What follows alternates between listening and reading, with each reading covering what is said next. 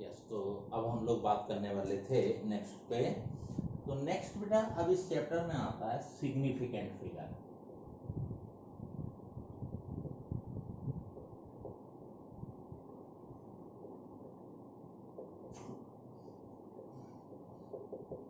ठीक है, ये सब बेसिक बेसिक चीजें हैं, ये फिजिक्स के साथ साथ आपको दूसरे सब्जेक्ट केमिस्ट्री वगैरह भी काम आएंगी। तो अपन बात करते हैं सिग्निफिकेंट फिगर पे। तो सिग्निफिकेंट फिगर क्या होता है? तो सिग्निफिकेंट फिगर को समझने के लिए आप ऐसे सोचो, थोड़ी देर के लिए ऐसा मानो आपने बैंक में 5000 रुपीज डिपॉजिट किए। ठीक है, आप बैंक में गए, आपने 5000 अपने अकाउंट में डिपॉजिट किए। सपोज 3-4 महीने के बाद आपको 202 रुपीज 25 पैसा ये आपको इंटरेस्ट मिला। ठीक है, कुछ मंथ के बाद आपने इंटरेस्ट देखा तो आपके अकाउंट में कितना 202.25 ये मिला। अब मेरा टोटल अमाउंट कितना हो गया 5202.25। मेरा टोटल अमाउंट इतना हो गया। अब मैंने बैंक से कहा कि भाई मेरे को अकाउंट क्लोज करना है, मेरे को अकाउंट क्लोज करना है। तो अकाउंट क्लोज का मतलब है जो भी अमाउंट है वो सारा का सारा मेरे को वापस दे दिया जाए। अब आप अकाउंट क्लोज करोगे। जब आप अकाउंट क्लोज के लिए बैंक से बोलेंगे तो देखो वो ज्यादा से ज्यादा क्या कर सकता है, आपको बेटा बहुत ज्यादा करेगा तो ये अमाउंट वापस करेगा, ये अमाउंट वापस करेगा, ये अमाउंट आपको कभी भी वापस नहीं मिलने वाला। ठीक है, तो सोचो आपके पास कंप्लीट डाटा इतना था, लेकिन आप इतने ही डाटा में सेटिस्फाई हो गए। तो एक तरीके से इस कंप्लीट न्यूमेरिकल वैल्यू को आपने इस मिनिमम में रिप्रेजेंट कर लिया।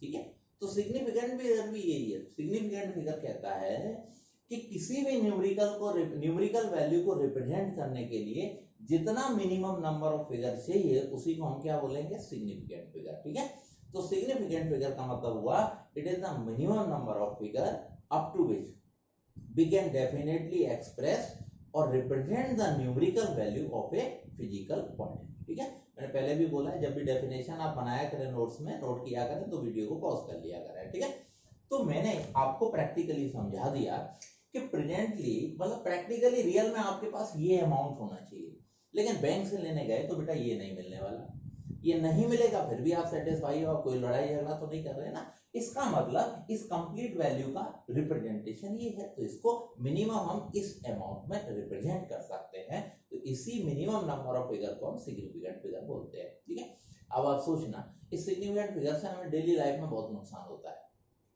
0.25, ठीक है, एक कस्टमर का 0.25 पैसा डेली बैंक में डिडक्ट हो रहा है, मान लीजिए थोड़ी देर के लिए, और अपन तो 133 करोड़ है। अब 133 का 0.25 से मल्टीपल मार लो, इतना तो अंदर ही चला गया। ठीक है, इसीलिए गवर्नमेंट क्या करती है, आप पेट्रोल का रेट देखना, अगर 80 रुपए रखना है तो 80 नहीं रखेगी, उसे मालूम है 80 रखेंगे सिग्निफिकेंट फिगर का एप्लीकेशन जैसे आएगा, उसको 79.80 कर दिया जाएगा। इससे क्या हुआ, 0.80 हो गया, तो बचा हुआ 0.20 थोड़ी ना आप लेने जाओगे। ठीक है, तो वो काउंटिंग में कितना होता है, सिग्निफिकेंट फिगर के फॉर्म में, तो ऑटोमेटिकली ज्यादा चला जाता है। ट्रेन की टिकट लेने जाओ, कभी भी 280 की नहीं होगी, उसे मालूम है 280 की रखना, बोले रख दो 279 की, अपने आप 1 रुपए छोड़ के जाएगा। हम लोग तो काउंटर पे 10-10 रुपए छोड़ के चले जाते हैं ना। मेडिकल शॉप पे जब कोई भी जो टैबलेट है उसका रेट है, सपोज 1 रुपए रखना है, बोले 1 रुपए नहीं, इसका 97 पैसा डाल दो। क्यों, बोले 97 है, वो तो 1 रुपया काउंट ही होगा, लेकिन 3 पैसे पर कस्टमर हमें मिलने वाला है। तो ऐसे जनरल लाइफ में सिग्निफिकेंट फिगर हमें बहुत इफेक्टेड करता है। ठीक है, अगर हम चीज को बेचना है, सामान बेचना है, तो हमें बेनिफिट देता है, और खरीद रहे हैं तो लॉस करता है। इवन हम मार्केट में बुक भी लेने जाते हैं तो उसके भी प्राइस का डिस्काउंट हमें परसेंटेज के फॉर्म में मिलता है, और परसेंटेज के फॉर्म में जाने के बाद वो और फिर हमें ज्यादा मिलता है, बल्कि कम नहीं मिलता, बल्कि क्या मिलता है, थोड़ा सा ज्यादा मिलता है। ठीक है, क्या ये मैंने डेली लाइफ में बताया, तो हमें समझ में आ गया किसी भी न्यूमेरिकल वैल्यू को रिप्रेजेंट करने के लिए जो मिनिमम नंबर ऑफ फिगर चाहिए उसे हम क्या बोलते हैं, सिग्निफिकेंट फिगर। अब डेफिनेशन के बाद हम आपको सिग्निफिकेंट फिगर पहचानना बताते हैं। तो बड़े आसान से नियम है, किसी भी बुक में आपको इजीली मिल जाता है, मैं जल्दी से एक्सप्लेन कर देता हूं। तो इन्होंने हमसे बोला कि सिग्निफिकेंट फिगर, तो all non zero digits are significant figure. मान लीजिए मैंने लिया 2, 5, 6, 7, 8, 9। अब ये सारे के सारे नॉन जीरो है ना, तो all non zero digits are significant figure. तो अब इसमें सिग्निफिकेंट फिगर कितने हैं, तो 1 2 3 4 5 6, नंबर ऑफ सिग्निफिकेंट फिगर कितने हो गए, 6। ठीक है, तो याद रखेंगे जितने भी नॉन जीरो डिजिट्स हैं, all non zero digits are significant figure.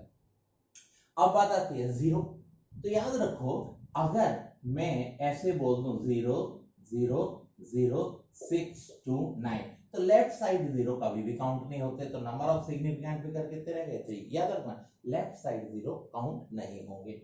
Number of significant figure कितने रह गए मेरे पास, 3 रह गए। अच्छा, अब अगर मैं लिखूं इसको 629000 629000, ठीक है, अगर मैंने ऐसा लिख दिया, ठीक है, तो राइट साइड के सिग्निफिकेंट फिगर तो काउंट होंगे, लेकिन उसकी काउंटिंग की प्रोसेस दूसरी होगी। ठीक है, कैसे काउंट होंगे लेकिन काउंटिंग का प्रोसेस दूसरा होगा। तो मैं यहाँ पे जब आऊं तो मैं एक काम करता हूं, यहाँ पे मैं थोड़ा सा आपको रोक लेता हूं। ठीक है, या चलो बता ही देता हूं रोकना क्या है। इसको लिखने का सही तरीका क्या था, 629 इंटू 10 टू पावर 3, तो रियल में सिग्निफिकेंट फिगर यहाँ कितने हैं, 3, क्योंकि रिमेनिंग जो डाटा है वो तो 10 की पावर के टर्म्स का है। ठीक है, खैर मैं आगे आया। अब अगर मेरे को मिलता है 600293, तो अब देखो नॉन जीरो के बीच में जितने जीरो आ रहे हैं वो सारे के सारे सिग्निफिकेंट फिगर हैं, तो अब कितना हो जाएगा 1 2 3 4 5 6, तो ये मेरे पास कितने आ गए, नंबर ऑफ सिग्निफिकेंट फिगर 6। ठीक है, तो सिंपल सी बातें हैं, याद रखनी है। All non zero digits are significant figure, left side zero count नहीं करने हैं, राइट साइड जीरो काउंट कर रहे हैं। कैसे काउंट कर रहे हैं वो मैंने तरीका बताया हुआ है। अच्छा, याद रखना जब भी सिस्टम चेंज होता है, मान लीजिए आपने मीटर से सेंटीमीटर बनाया, सेंटीमीटर से मिलीमीटर बनाया, तो पावर बढ़ेंगी, जीरो बढ़ेंगे, लेकिन याद रखना उन जीरो का सिग्निफिकेंट फिगर से कोई लेना देना नहीं होता है, क्योंकि सिस्टम चेंज होता है तो नंबर ऑफ सिग्निफिकेंट फिगर वही रहते हैं, बस 10 की पावर इंक्रीज होती है, इसलिए मैंने 10 की पावर के टर्म्स में कन्वर्ट करके बताया ताकि आप कंफ्यूज ना हो। नॉन जीरो के बीच में जो जीरो आते हैं वो ऑटोमेटिकली कौन है, significant figure.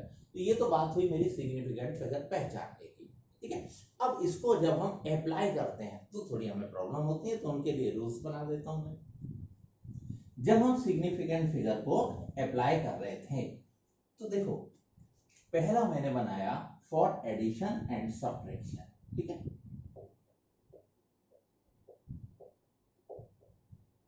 For addition and subtraction.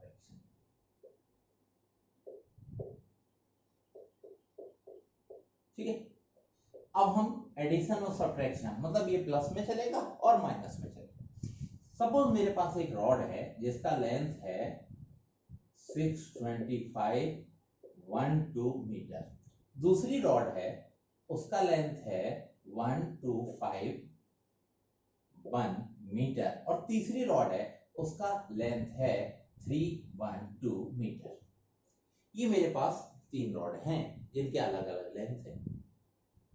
मैंने क्या किया, तीनों को कंबाइन करके एक रॉड बना दी। ठीक है, 3 अलग अलग रॉड थी, तीनों को कंबाइन किया और कंबाइन करके एक रॉड बना दी। अब मैंने कंबाइन करके जो रॉड बनाई उसकी लेंथ क्या होनी चाहिए, 2, ये 2 आ गया। अब ये देखो फिर एक 2 आ गया, 5 5 10 और 2 कितना 12, 2 1 बचा है, 5 और 1 6, और ये बना 10। अब इसका लेंथ इतना मीटर है। ठीक है, बात समझ में आ गई। ये मेरे पास एक पहली रॉड है, दूसरी तीसरी, इनको कंबाइन किया और कंबाइन करके मैंने एक रॉड बनाई। अब उसका लेंथ, तो मैंने ये 2 रखा, ये भी मेरे पास 2 आ गया, 5 5 10 2 12 2 आ गया, 1 बचा, तो ये मेरे पास 6 आ गया। अब 6 और 3 9 और 1 10, ये आ गया मेरे पास। ठीक है, अब मेरे से बोला जा रहा है कि इस आंसर को सिग्निफिकेंट फिगर के अकॉर्डिंग बताइए, इस आंसर को सिग्निफिकेंट फिगर के अकॉर्डिंग बताइए। तो आपको याद रखना है, क्या याद रखना है, देखो मैं बोल रहा हूं उसको आप नोट्स में नोट कर लेंगे अपना।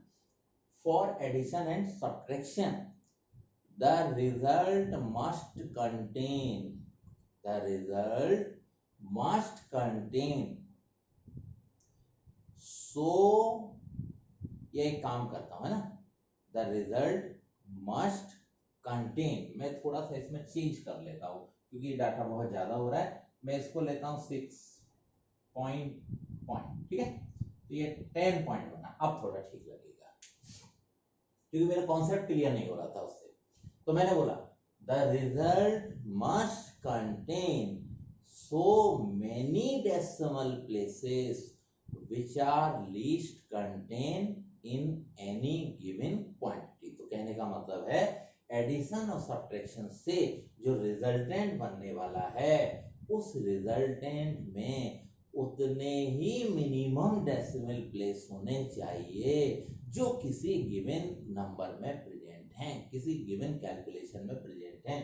तो बेटा यहाँ मिनिमम डेसिमल प्लेस किसके पास है, इसके पास कितना 2। तो मेरा आंसर कहाँ ब्रेक करेगा, मेरा आंसर ब्रेक करेगा 2 पर। तो 0.12 था तो देखो 0.62, ये मेरा आंसर ब्रेक किया। तो सिग्निफिकेंट फिगर के अकॉर्डिंग मेरा आंसर बना 10.62 मीटर। क्लियर। तो हम लोग जब प्लस और माइनस करेंगे तो इसको याद रखेंगे, है ना। फिर मैं एक बार बता देता हूँ। For addition and subtraction, the result must contain so many decimal places which are least contained in any given quantity। यानी कि रिजल्ट में उतने ही मिनिमम डेसिमल प्लेस होने चाहिए जो किसी गिवन क्वांटिटी में प्रेजेंट हैं, किसी गिवन में प्रेजेंट है। चलो ये प्लस माइनस हो गया। यही एक और चीज सिखा देता हूँ बेटा, कभी कभी हमें राउंड फिगर की भी जरूरत पड़ती है ना, राउंड फिगर को भी रिवाइज कर लेते हैं। राउंड फिगर हमारा क्या कहता है, ध्यान से सुनते हैं ना हर चीज को। राउंड फिगर हमारा क्या कहता है, हमारा राउंड फिगर कहता है कि आप जिस चीज को छोड़ रहे हैं, तो इस समय मैं इसको छोड़ रहा हूं ना, हम जिसको छोड़ रहे हैं अगर वो, मेरी ये बात को ध्यान से सुनते जाना और वही नोट्स बनाना।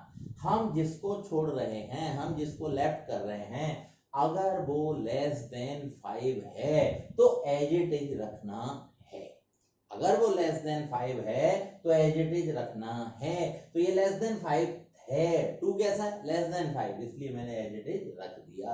अब सेकंड पॉइंट सुनो, जिसको हम छोड़ रहे हैं अगर वो मोर देन 5 है, अगर वो मोर देन 5 है तो 1 इंक्रीज करके रखना है। तो अगर ये मोर देन 5 होता तो मैं 2 की जगह क्या रखता, 3 रखता। समझ गए। तो ये तो मैंने बात की लेस देन 5 और मोर देन 5 की। अब मैं बात करूंगा कि अगर 5 है तब क्या करना है। अगर ये 5 है जिसको आप छोड़ रहे हैं, है ना, अगर ये 5 है तो इसके आगे देखो, इसके आगे कुछ भी लिखा है, इवन 0 भी लिखा है तो 1 इंक्रीज कर देना। जिसको छोड़ रहे हो अगर वो 5 है तो उसके आगे देखो, आगे कुछ भी लिखा है, इवन 0 भी लिखा है तो उसको 1 इंक्रीज करा देना।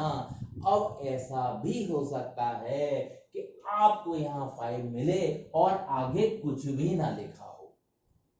अगर 5 मिलता है और आगे कुछ भी नहीं लिखा है तो उससे पीछे देखेंगे। उससे पहले अगर इवन नंबर है तो एज इट इज छोड़ देना, लेकिन अगर उससे पहले ऑड नंबर है तो 1 इंक्रीज कर देना। मैं रिपीट करूं मैं, आप इसको देखो, ये क्या है, मान लो ये 5 है तो इसके आगे कुछ भी प्रेजेंट नहीं है तो उससे पहले देखो, उससे पहले अगर इवन नंबर है तो एज इट इज छोड़ दो, लेकिन अगर उसके पहले ऑड नंबर है तो 1 इंक्रीज करा के छोड़ो। ये राउंड ऑफ फिगर के हमारे नियम हैं, ठीक है। अच्छा, अब मैंने आपको इसमें राउंड ऑफ फिगर भी बता दिया। अब थोड़ा सा मैं आपको, ये प्लस माइनस का हुआ, अब मैं मल्टीपल डिवीजन के बारे में और बता देता हूं ताकि सिग्निफिकेंट फिगर का भी काम खत्म हो जाए हमारा। तो अब मैंने लिया मल्टीप्लिकेशन एंड डिवीजन। तो मल्टीपल डिवीजन में मैं ऐसा करता हूं, सपोज, है ना, तो मैंने क्या किया, मल्टीपल डिवीजन समझाने के लिए मैंने सपोज किया 1.25 है, इस 1 पॉइंट, इसको हटा लेते 1.2 125 में मैंने 25 का मल्टीपल मार लिया। मैंने कहा ये दो मेरे पास डाटा है, चलो ठीक है, इन दोनों को मैंने मल्टीपल मारा। अब इसको मल्टीपल मारो, ठीक है, तो देखो 5 कितना, 5 25, तो 5 आ गया, 10 2 आ गया, 1 बचा है, 5 और 1 कितना 6, ठीक है। अब इसको रखने वाला हूं मैं, तो कितना आ गया 0, बचा कितना 1, तो ये कितना आ गया 5, ठीक है, और ये कितना आ गया 2। तो फाइनली ये मेरे पास 5 आया, ये 2 आया, ये मेरे पास 11 का 1 आ गया, ये, तो ये मेरे पास कितना आया 3125, ठीक है। तो मेरे पास 125 ये आपको और अच्छे समझ में आए तो मैं पॉइंट लगा ही देता हूँ, है ना, कॉन्सेप्ट एकदम क्लियर होना चाहिए। अब मैंने ऐसा मल्टीपल किया, ठीक है, जब मैं इसको मल्टीपल करूंगा तो मेरे पास जो आंसर है वो कितना बनेगा, मेरे पास बनने वाला है 3.125, ठीक है। अब आप देखो, अब मैं फिर ध्यान से सुनना मेरी बात को। फॉर, जैसे अभी एडिशन सब्ट्रैक्शन था, ऐसे for multiplication and division the result must contain so many significant figure which are least contained in any given quantity। तो वहां मिनिमम सिग्निफिकेंट फिगर देखने हैं। वहां क्या देखते थे, मिनिमम डेसिमल प्लेस। यहां क्या देखोगे, मिनिमम सिग्निफिकेंट फिगर। तो देखो इसके पास 1 2 3 है, इसके पास कितने हैं 2, तो मेरा आंसर कहां ब्रेक करेगा 2 पे, तो मेरा आंसर ब्रेक किया, तो मेरा आंसर आया 3.1। अब मैं राउंड फिगर भी लगा रहा हूं, जिसको मैंने लेफ्ट किया जिसको मैंने छोड़ा वो कितना है 2, मतलब लेस देन 5, लेस देन 5 है तो एज इट इज रहेगा। तो फाइनल मेरा आंसर क्या हुआ 3.1। तो ऐसे हम सिग्निफिकेंट फिगर को पहचानना भी सीख गए, प्लस माइनस का अपने पास रूल आ गया और मल्टीपल डिवीजन का आ गया। अब आप इधर के सारे न्यूमेरिकल कर सकते हो, कोई टेंशन नहीं है, ठीक है। अच्छा, न्यूमेरिकल करते समय कभी कभी हम लोग को थोड़ा डाउट होता है। डाउट कैसे होता है, मान लीजिए एक न्यूमेरिकल मैंने ले लिया 1.25 into 7 डिवाइडेड बाय 3.1। अब आप कहते हो कौन सा पहले लगाना है ना। तो देखो बेटा, पहले मल्टीपल हो रहा है ना, मल्टीपल वाला रूल लगा दो, ठीक है। तो पहले मल्टीपल वाला रूल लगा दो, फिर क्या हो रहा है डिवाइड हो रहा है, तो बाद में किसको लगा दो, डिवाइड का लगा दो। बाई चांस मान लीजिए 7 into 3 हो रहा है, ठीक है। तो देखो पहले क्या किया, मल्टीपल, मल्टीपल से आ गया, मल्टीपल होने के बाद आपने इसको साथ इसके साथ क्या किया प्लस, तो प्लस वाला रूल लगा दिया। फिर प्लस के बाद कौन आ रहा है डिवीजन, तो डिवीजन वाला, ठीक है। तो आप ना स्टेप बाय रूल लगाते जाना, कंफ्यूज मत होना कि मैं प्लस लगाऊं मल्टीपल लगाऊं, नहीं, आप स्टेप बाय स्टेप चलो, आपके सारे आंसर आएंगे। चल, अब ये छोटी छोटी बातें बताने के बाद बेटा अब मेरे पास एक अच्छा सा टॉपिक आया। अब हम एंट्री करने वाले हैं बेटा किसमें, एरर में, ठीक है।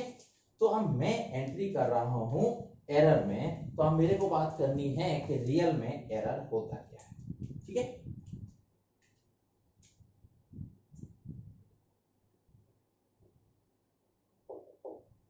तो प्रैक्टिकली समझना कि एरर है क्या, प्रैक्टिकली समझो। सपोज मेरे पास, मान लीजिए ये मेरे पास एक मार्कर है, मान क्या लेना, ये तो है ही। इस मार्कर की लेंथ को मैंने मेजर किया वर्नियर कैलिपर्स की हेल्प से, ठीक है। आपको दो इंस्ट्रूमेंट को थोड़ा सा पढ़ लेना होता है, यही सिलेबस के लिए, यही सिलेबस क्या जनरली हम लोग को 10th क्लास में पढ़ाई जाते हैं। एक होता है वर्नियर कैलिपर्स, एक होता है स्क्रू गेज, ठीक है। और वर्नियर कैलिपर्स में हम लोगों को एक मेन स्केल मिलता है और एक हमारा स्लाइडिंग स्केल होता है। इनमें जनरली लीस्ट काउंट हमें याद रखनी होती है। लीस्ट काउंट का मतलब क्या होता है, लीस्ट काउंट का मतलब होता है वन गैप का value divided by number of gap, ये लीस्ट काउंट हुआ करता है, ठीक है। चाहे वर्नियर कैलिपर्स की बात करें चाहे स्क्रू गेज की, ठीक है। वो आपको जब प्रैक्टिकल कराए जाते हैं तो वो बता ही दिया जाता है, ठीक। मैं आया, मैंने वर्नियर कैलिपर से इसकी लेंथ को लिया, मेजर कर लिया।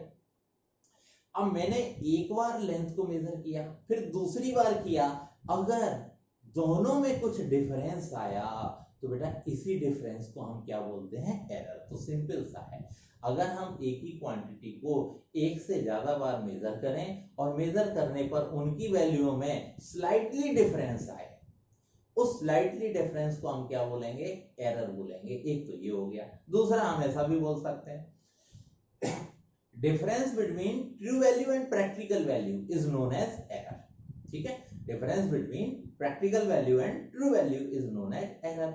जो उसकी रियल वैल्यू है, सपोज जी का वैल्यू 9.8 है, जी का वैल्यू 9.81 है, आपने एक्सपेरिमेंट किया, आपने बोला 9.81 नहीं आ रहा, मेरा तो 9.79 आ रहा है, तो ठीक है, इसका जो डिफरेंस है उसको हम क्या बोलेंगे, एरर।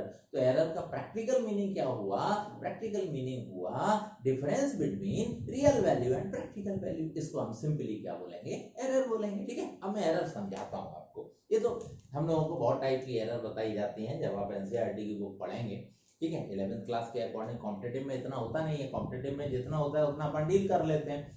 बाद बाकी का बहुत सारी राम कहानी वहां चलती रहेगी। Systematic error, random error, instrumental error, practical error, ये एरर वो एरर, जाने दो सबको, ठीक है। टाइम पास के लिए एनसीईआरटी अपन देखते रहेंगे, वो 11th वाला का काम है। अब हम लोग क्वांटिटेटिव के अकॉर्डिंग डील करते हैं बेटा। मैंने कहा कि मेरे पास एक क्वांटिटी है जिसका फॉर्मूला है x is equal to a plus B, यानी कि ये a और b से मिलकर बनी हुई है और a और b से मिलकर बना हुआ है x, ठीक है। तो मैंने फर्स्ट टाइम इसको मेजर किया, तो फर्स्ट टाइम मेजर किया मैंने, तो x1 इज इक्वल टू क्या बनेगा, a1 प्लस b1। फिर मैंने दोबारा मेजर किया, तो x2 इज इक्वल टू कौन आया, a2 प्लस b2, ठीक है। अब इसके डिफरेंस को ही मैंने बोला था, इसके डिफरेंस को ही हम क्या बोलते हैं, एरर। मैंने डिफरेंस काउंट कर लिया, डिफरेंस, तो delta x is equal to क्या होगा, delta a plus delta b, that is known as error. इसको बोलते हैं हम एरर। अब इसी डिफरेंस को अगर ओरिजिनल से डिवाइड कराते हैं, तो delta x by x is equal to delta a by a plus delta v by v, इसी को हम बोलेंगे फ्रैक्शनल एरर या फिर रिलेटिव एरर, ठीक है। तो मैंने बना लिया, ये आ गया फ्रैक्शनल और रिलेटिव एरर, ठीक है। बाद में मैं न्यूमेरिकल भी कराऊंगा सबके। तो पहले मैंने एरर को क्लियर किया, फिर मैंने फ्रैक्शन और रिलेटिव एरर को क्लियर किया। और बेटा अगर इसी में मैं 100 का मल्टीपल मार दूं,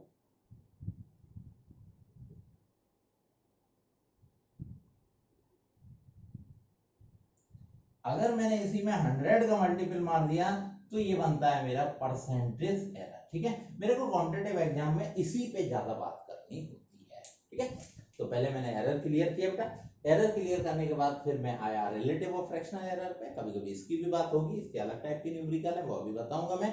फिर आया परसेंटेज एरर, सबसे ज्यादा न्यूमेरिकल परसेंटेज एरर के होंगे, तो परसेंटेज एरर हम लोग ऐसे बनाएंगे, ठीक है। अब सारी चीजें मैं आपको न्यूमेरिकल से समझाता हूँ, क्योंकि आपको तो न्यूमेरिकल करने हैं टोटल। तो सारी चीजें न्यूमेरिकल से समझाने के लिए बेटा मैंने आपके लिए प्रोसेस तैयार किया। देखो बेटा, पहले मैं आपको टेक्निक बताता हूं और फिर टेक्निक बताने के बाद अप्लाई करेंगे।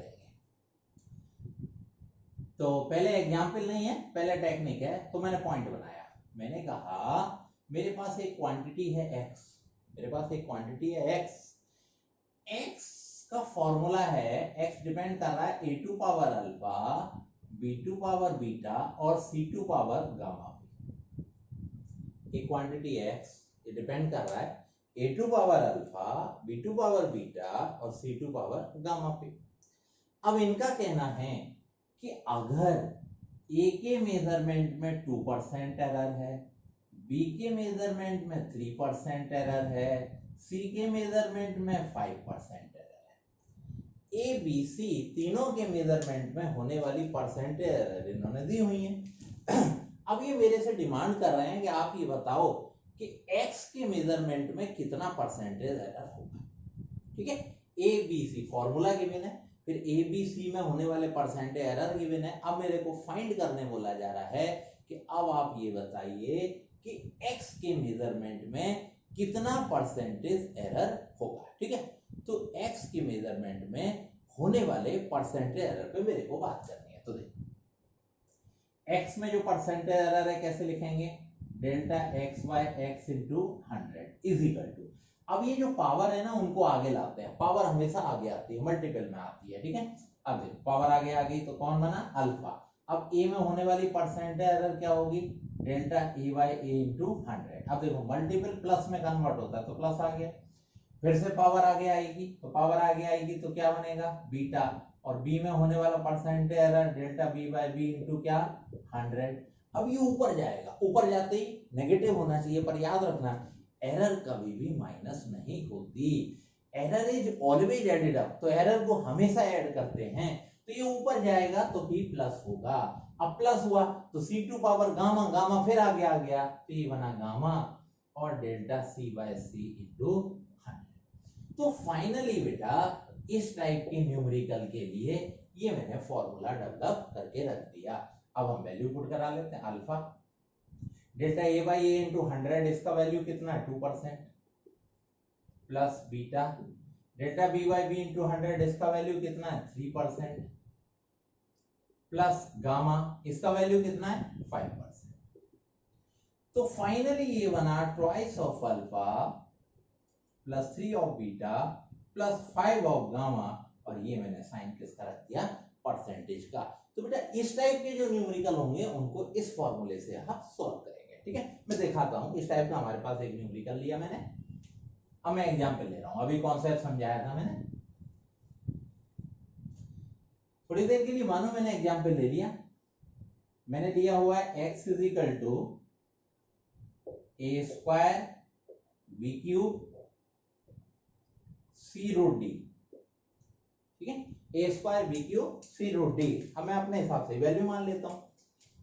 मैंने मान लिया, इसमें एरर हो रहा है 2% का, इसमें एरर हो रहा है 1% का, इसमें एरर हो रहा है 3% का, इसमें एरर हो रहा है 4% का। बेटा ए बी सी डी में होने वाले परसेंट एरर मेरे पास हैं। अब मेरे को फाइंड करना है कि x के मेजरमेंट में कितना एरर होने वाला है। तो x के मेजरमेंट में percent error, formula delta x by x into क्या 100। अब देखो मैंने क्या बताया था, पावर आगे आएंगी मल्टीपल में, तो ये 2 आ गया। ए में होने वाला percent error delta a by A into 100, multiple plus में कन्वर्ट, फिर से पावर आगे आ गया 3 delta b by B into 100। अब ये ऊपर जाएगा, नेगेटिव नहीं होगा तो प्लस c, पावर यहाँ है ही नहीं तो 1, तो ये बना delta c by C into 100। अब ये ऊपर जाएगा तो रूट, रूट का मतलब क्या 1/2, तो ये पावर 1/2 होगा, तो प्लस 1/2 और delta D by D into 100।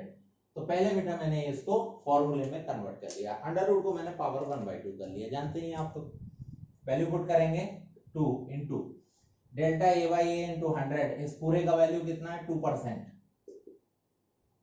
Plus 3 delta B by B into 100, इस पूरे का वैल्यू कितना है 1%, आ गया 1%, डेल्टा सी बाई सी, इस पूरे का वैल्यू कितना है 3%, plus 1/2 delta D by D, इस पूरे का वैल्यू कितना है 4%, मैंने रख दिया 4%। बेटा कैलकुलेशन स्टार्ट, 4%, 3%, 3%, बोलो कितना 2%।